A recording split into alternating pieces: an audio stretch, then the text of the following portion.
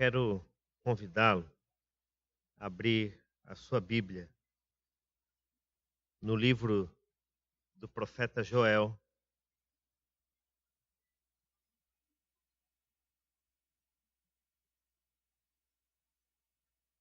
Joel, capítulo 2, versículo 13. Joel, capítulo 2, versículo 13.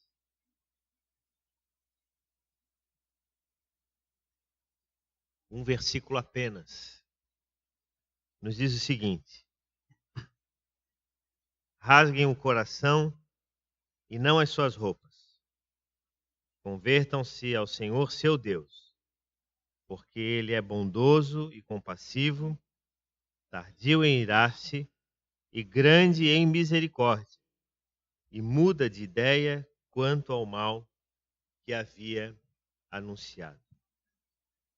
Numa versão mais antiga, nós lemos: rasgai o vosso coração e não as vossas vestes, e convertei-vos ao Senhor vosso Deus, porque Ele é misericordioso e compassivo, tardio em irar-se e em grande benignidade, e se arrepende do mal.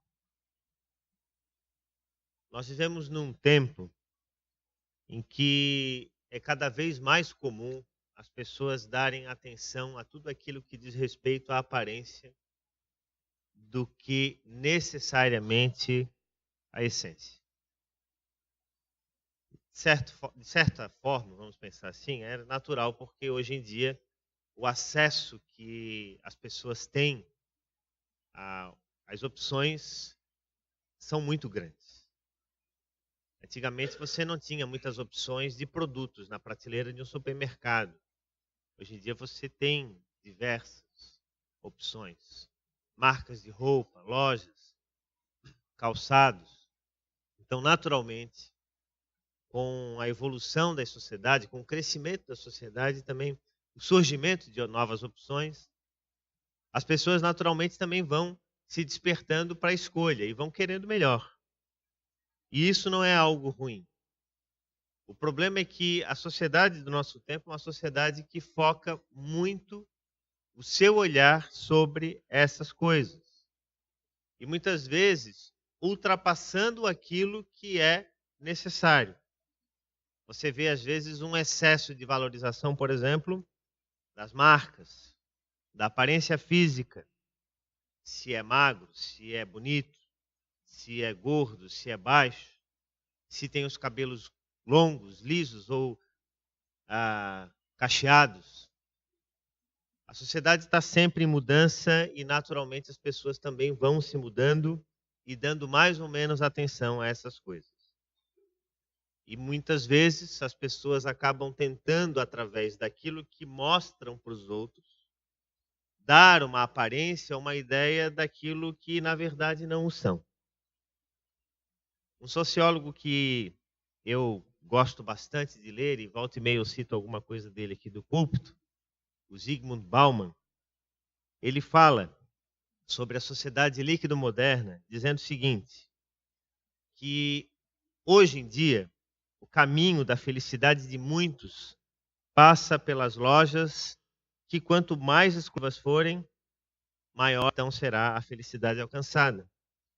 Atingir a felicidade para muitos, segundo ele, significa a aquisição de coisas que outras pessoas talvez não tenham a chance, nem tampouco a perspectiva de adquirir.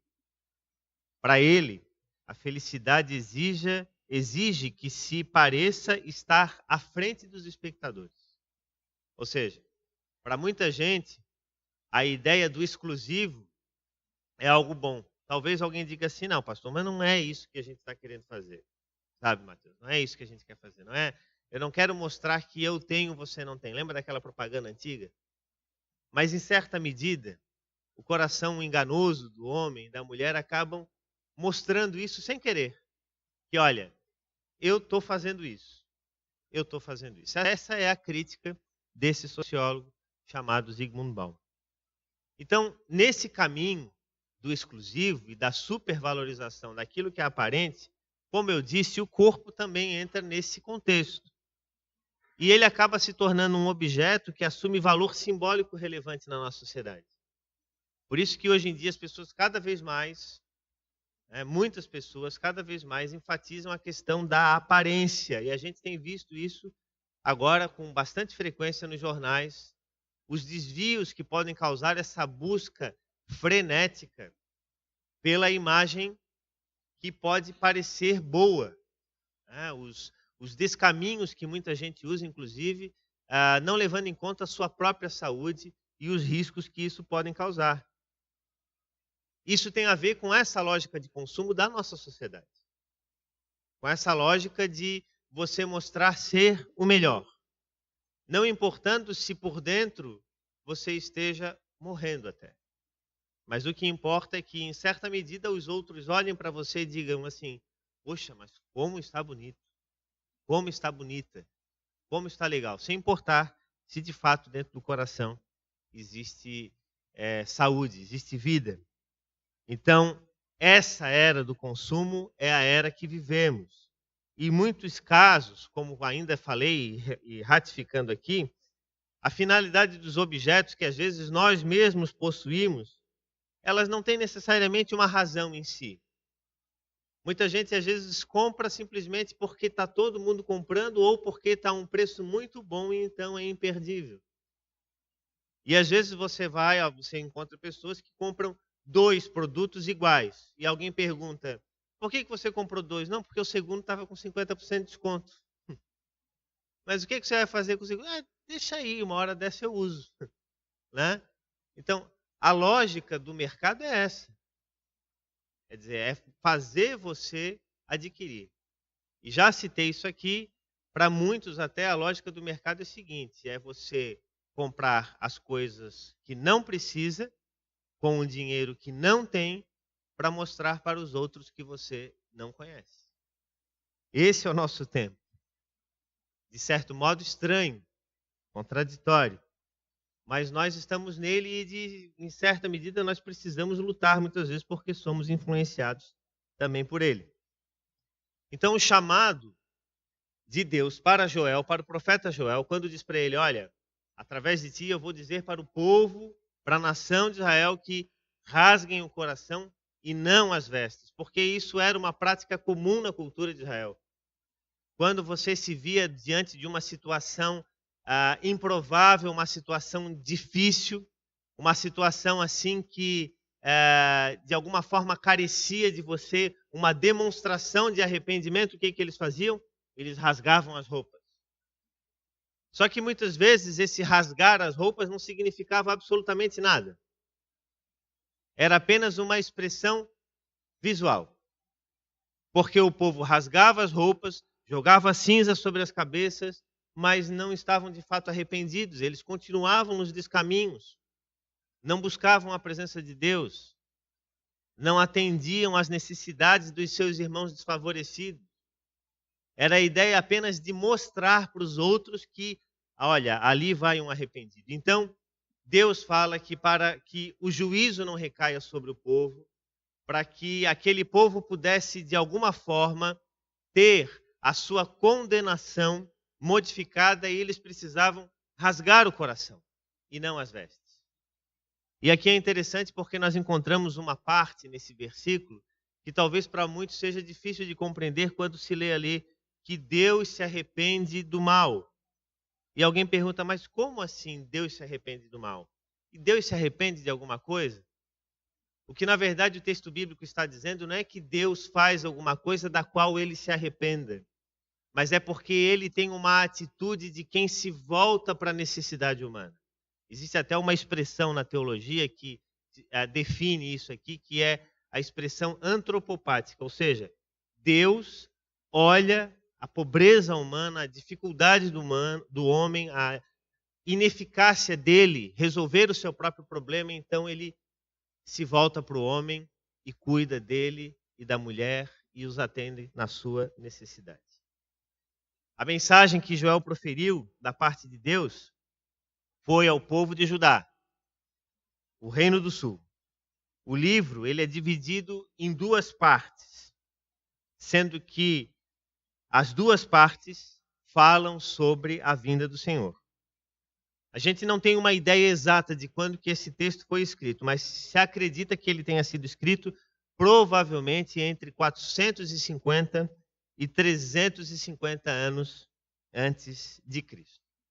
Então, algumas reflexões muito pontuais nós precisamos trazer sobre esse pequeno texto que nós encontramos aqui no texto de Joel. Rasguem os corações e não as vestes, e convertam-se ao Senhor de todo o vosso coração. E a primeira reflexão que podemos trazer à luz desse texto bíblico diz que a mudança, o rasgar o coração, tem a ver muitas vezes com a forma como nós vivemos a nossa experiência religiosa.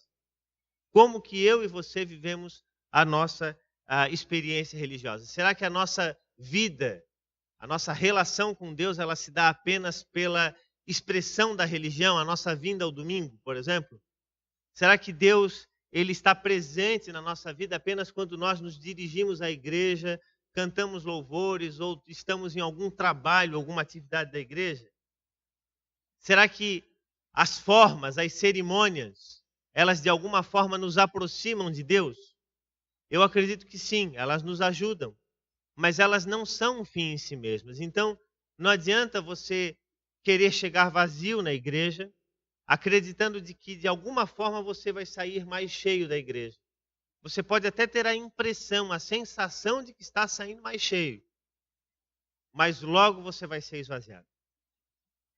A vida comunitária, a nossa relação dentro da igreja, ela tem muito a ver com a nossa vida pessoal. Ou seja, o ato do culto público, ele na verdade é um desdobramento da nossa vida pessoal.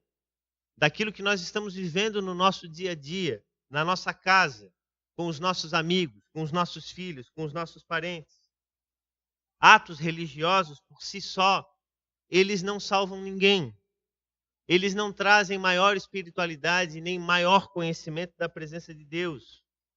E quando eles são praticados sem a graça de Deus ou sem o conhecimento da graça de Deus, eles não servem de nada. Então existem muitas pessoas que às vezes podem passar a vida inteira dentro da igreja sem terem de fato conhecido a Jesus como Senhor e Salvador. Mas será possível isso? É possível. Porque muitas vezes estão confundindo a prática da religião com a vida com Deus. E a vida com Deus é aquela vida que nós vivemos, como eu sempre tenho repetido para os nossos jovens em outros momentos aqui desse púlpito, ela é vivida com os pés no chão da existência, nos momentos de luta, nos momentos de dificuldade. É tão bom quando a gente tem a impressão de que a nossa vida ela está toda sob o nosso controle. E de repente não. Porque a vida é assim, ela é cheia de descaminhos, de momentos em que nós somos surpreendidos. É uma enfermidade que surge de repente. É um acidente inesperado. É o você ter se preparado para uma viagem e de repente seu carro quebra. E aí a pergunta que se faz é o seguinte: como enxergar Deus nessas coisas? E tem muita gente que tem dificuldade, então, de enxergar Deus nisso. E aí pensa o seguinte: se as coisas estão bem redondinhas comigo, Deus está comigo. Se de alguma forma eu não estou bem, é porque Deus não está se agradando de mim.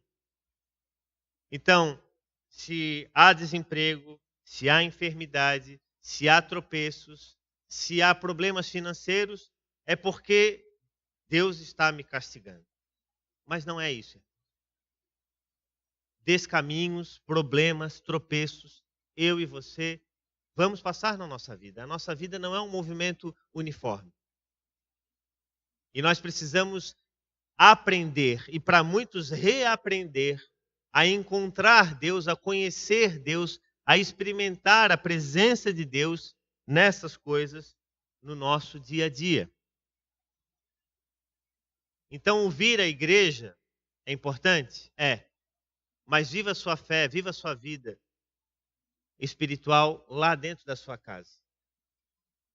Não adianta, por exemplo, você se apressar todo para vir para a igreja, de repente até algum conflito surgindo dentro de casa, brigando com os filhos, com a esposa, aí chega aqui na igreja, está tudo certo, mas de repente lá em casa ficou tudo assim meio nublado, meio tenebroso, né? Que valor há nisso? A nossa casa é a primeira igreja que nós vivemos. A nossa casa. A primeira experiência de fé que nós temos é dentro da nossa casa. Ah, mas pastor, a minha casa não anda em paz. Então, promova a paz. Porque a paz não é algo que você ganha pronto. Você não ganha um pacote. Você não manda lá para o endereço ou manda buscar e recebe a caixa pronta. Você ganha um pacotinho de semente. E aí você lança aquelas sementes na terra e trabalha para que ela germine, cresça e floresça. Então, a construção de uma vida mais próxima de Deus, como eu mesmo disse aqui, é uma construção. Você não tem um esquema fechado. Então, nós precisamos construir a cada dia a nossa vida espiritual. Então, para isso, nós precisamos deixar de lado tudo aquilo que é aparente. E a pergunta que eu faço para você nessa hora é o seguinte: como você tem vivido a sua vida religiosa? Como você tem vivido a sua fé? Mais na aparência ou mais na essência? Você se preocupa em estar melhor e muito legal para estar aqui na igreja, ou você procura fazer com que a sua casa, o seu interior, as suas coisas estejam bem? Não se esqueça, uma é consequência da outra. Não adianta nós querermos mostrar para o mundo que as coisas estão bem, se de fato lá no nosso coração nós não estivermos bem. E por que isso acontece? É a segunda reflexão que eu trago aqui nessa manhã. Porque naturalmente, como eu falei no início, nós seres humanos somos mais tendentes a observar as coisas do exterior do que as questões interiores. E via de regra, as pessoas se tornam parciais quando apenas olham aquilo que é exterior. Porque, como disse, você não tem como vislumbrar aquilo que se passa no coração do homem. Mas por que então que isso acontece? Por que a humanidade ela tem essa tendência de valorizar mais a aparência do que a essência? E aí nós vamos lá para o Jardim do Éden. Adão e Eva tinham tudo. Tinham um jardim com centenas, com dezenas de milhares de frutas, de alimentos de toda a espécie. Mas, de repente, os olhos deles batem em uma fruta que eles não tinham dado atenção ainda. E eles tinham todas as outras, ou seja, eles não precisavam necessariamente querer, desejar aquela fruta que havia sido deixado muito claro que eles não deveriam comer. Mas aí havia aquela disposição, de certo modo, interior, de os olhos sempre baterem para aquilo e pensar: será que aqui não vai ser melhor? Será que não vai ser uma experiência interessante? E de repente, então, eles tomam posse de algo que não deveriam tomar, porque os seus olhos se inclinaram para algo que Deus havia deixado claro que não deveria ter sido tomado e comido. Então, existe esta predisposição do ser humano. Isso que tem a ver também, e isso tem a ver lá com o texto original, né, com o livro de Gênesis, com a disposição, né, o livre-arbítrio que eles tiveram lá, que hoje nós não temos mais. Isso era algo que teve Adão e Eva e que nós não temos. Hoje nós podemos escolher sobre muitas coisas, mas não temos mais o poder de escolha que Adão e Eva tiveram sobre a sua vida espiritual. Hoje nós temos, em parte, a possibilidade de escolher sobre muitas coisas, de não cometer determinados erros, de não fazer determinadas coisas, mas nós não temos o mesmo poder que eles tiveram lá no início. Então, essa é uma disposição natural do ser humano de olhar a aparência. A árvore é boa, ela é bonita, o fruto é belo. Por que não experimentar um pouco? Mas e se as consequências forem penosas? Não tem problema, o importante é que os nossos olhos estão vendo que ela é uma árvore boa. E quando nós, então, nos voltamos para Deus, nós percebemos que muitas vezes, e quase sempre, nós vamos ter que renunciar muitas coisas da nossa vida. E muitas vezes até mesmo fugir daquelas coisas que saltam aos nossos olhos e que são aparentemente boas. Então, nem sempre a imagem bela significa que o conteúdo seja bom. Tantas coisas são assim.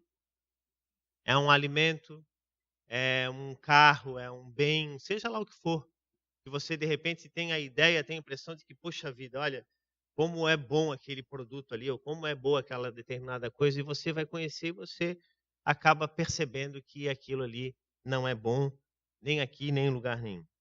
E por fim, rasgar o coração, segundo o chamado de Deus para aquele povo, o povo de Israel, nesse caso ali para a nação de Judá, porque o reino havia sido dividido, tem a ver com um chamado interno. Ou seja, um chamado interno que se manifesta externamente. E é isso que nós precisamos levar para a nossa sociedade hoje. E é essa a maior necessidade que eu tenho visto, por exemplo, irmãos, irmãs, quando eu lido com os jovens da nossa igreja. Muitos dos nossos jovens estão cansados, pressionados, exaustos. Sentem-se pressionados por uma série de coisas, porque a sociedade está exigindo deles. Tenha emprego, tenha uma boa aparência, tenha boa saúde, pense no futuro, pense na sua relação amorosa. E são tantas coisas que muitas vezes eles, quando vêm conversar comigo, eles estão assim desmoronando. E eles chegam e dizem, olha, pastor, eu não sei o que fazer. Porque a sociedade que eles estão inseridos, essa sociedade que a gente está vivendo, é uma sociedade que, de certo modo, oprime, exige tanto, e ao mesmo tempo que ela exige, ela não dá resposta. E claro, assim é com os jovens, assim é com os novos, assim é com os velhos, é com todos. Existe uma música de um grupo chamado Palavra Cantada, que lá em casa a gente volta e meia está ouvindo, são músicas infantis, e tem lá uma música que se chama Agenda Infantil. Muito interessante. E na agenda infantil, a criança começa a contar o drama da sua existência de segunda a sábado. E ela fala, segunda-feira de ortodontista, terça-feira não sei o quê, inglês, é natação, é terapia que dá uma agonia, que ela não sabe o que faz. A criança está atribuladíssima, cheia de coisas para fazer. E ela diz assim, mamãe, eu já falei milhões de vezes, eu só quero ficar tranquilo, eu não quero ter muitas coisas. Eu sou criança, e criança nessa idade quer ficar meio à vontade, sem ter muita ocupação. Então a nossa sociedade é uma sociedade que às vezes desde pequeno está impondo para os nossos filhos, e muitas vezes nós temos que cuidar para que não coloquemos esse fardo sobre os nossos filhos, de que eles têm que ser isso, de que têm que ser aquilo, de que têm que fazer isso, de que têm que fazer aquilo. Mais essência, menos aparência. Esse é um desafio para o nosso tempo. E uma palavra que eu tenho usado muito aqui com os jovens da nossa igreja é a palavra despretensão. Eu tenho dito isso para vários. Seja mais despretensioso em relação às coisas do seu cotidiano. Faça o que tiver para fazer hoje. Porque às vezes é tanta ideia, é tanta vontade, é tanto desejo, e muitas vezes acaba não dando em nada. Então nós precisamos trabalhar, sim, em boa medida, com a despretensão, ou seja, não ficar ansiando por tantas coisas, desejando tantas coisas na vida.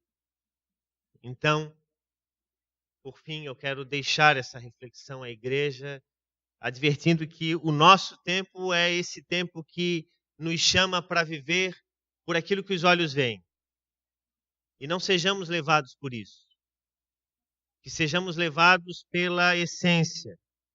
Porque mais vale, como disse João Bunyan, autor do livro Peregrino, um dos livros mais lidos na história da humanidade.